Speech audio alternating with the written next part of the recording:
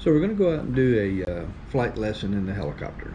And so first question to be decided is how much fuel are we going to put on, and are we going to put it in the left tank or the right tank or both tanks? And so what are we going to do? Well, one of my first flight instructors impressed upon me the fact that you should never, ever, ever trust a fuel gauge on an aircraft, airplane, helicopter, whatever.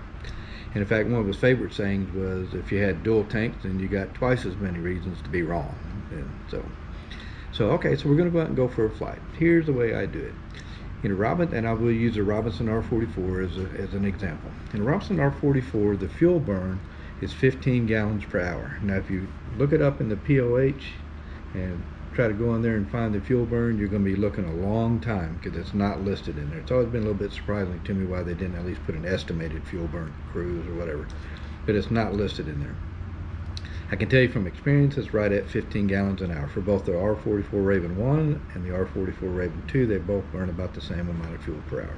And if you use 15 gallons per hour as the burn rate, that's a very good number to use. Okay, so let's just review how much potential fuel we can have on board the Robinson helicopter. On the left side, you have the main tank, and it holds 29.5 gallons of usable fuel. That's basically 2 hours worth of fuel burn. On the right side, on the aux tank, you have 17 gallons worth of fuel, and that's essentially 1 hour worth of fuel, 1 hour and a little bit extra. All right, so you go out there and you do your pre-flight on the helicopter. You turn on the master and look at the fuel gauges, and in the main tank it shows that we got a little less than half a tank on the main, and on the right side we've got eighth of a tank in the aux. So how much fuel do you have? You have no idea. You have no idea how accurate the gauges are. And the Robinson helicopter, the fuel gauges are pretty darn accurate, but never trust a fuel gauge. All right? Okay, so let's say that we're going to go out and we're going to spend an hour in the pattern doing some pattern work. This is an easy one. What I typically do is I'll top off the aux tank, and for whatever reason, let's say that we're going to put, the guy's going to bring a passenger along to go for a helicopter ride while he's doing his lesson. Then we'll top off we'll top off the aux tank. When I see fuel at the top of the aux tank, I know I have 1 hour worth of fuel on board the aircraft. Now, some's going to cross feed over to the main, so I'll have some on that side as well, but that's fine. And if we do it that way, we're still leaving the aircraft relatively light, and I know absolutely for sure, without a doubt, that I have at least 1 hour's worth of fuel on board the aircraft. Okay, so let's say that we're going to do a cross-country flight. Same situation, guy's taking his spouse or friend or whatever wants to go along for the ride. We're going to go up to Cape Girardeau to Perryville. It's about a 45-minute flight up and 45-minute flight back, so that's an hour and a half.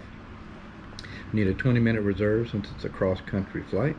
So it's a 1 hour and 50 minutes worth of fuel we need to have on board the aircraft. Well, guess what? We can go out there and refuel the aircraft and top off the main. When I see that I have fuel all the way to the top of the main tank, I know I have 2 hours worth of fuel on board the aircraft. I'll typically go around to the aux tank, and some will cross feed into the aux tank, and there'll be a few gallons there. But being relatively paranoid, I'll still pump in 2 or 3 or 4 gallons on that side. So what have we done? We again left the aircraft relatively light, by about 50 to 60 pounds less than if we just topped off both sides of the aircraft. But we know that we have at least 2 hours worth of fuel because we saw fuel all the way to the top of the main tank. All right? If you do it that way, you're not going to end up cutting yourself close on fuel. All right? Trying to guesstimate, I got 3 gallons over here and 11 on that side, and if I add this to that, that's a horrible way to do it. It's not very accurate, and you can get yourself in trouble pretty quick sometimes. All right, got a trivia question for you guys. So the first 10 people that can answer this trivia question correctly, I'll send you a free Cape Copters t-shirt, and it's going to be a lot nicer looking than the one I've got on. All right. So the trivia question is, what 2 items are on an R22 pre-flight checklist that are not on an R44 pre-flight checklist? If you think you know the answer to that, you can send me the answers in an email, capecopters@yahoo.com. And like I say, the first 10 guys or gals that get it right, you get a free t-shirt off of me. So, thanks.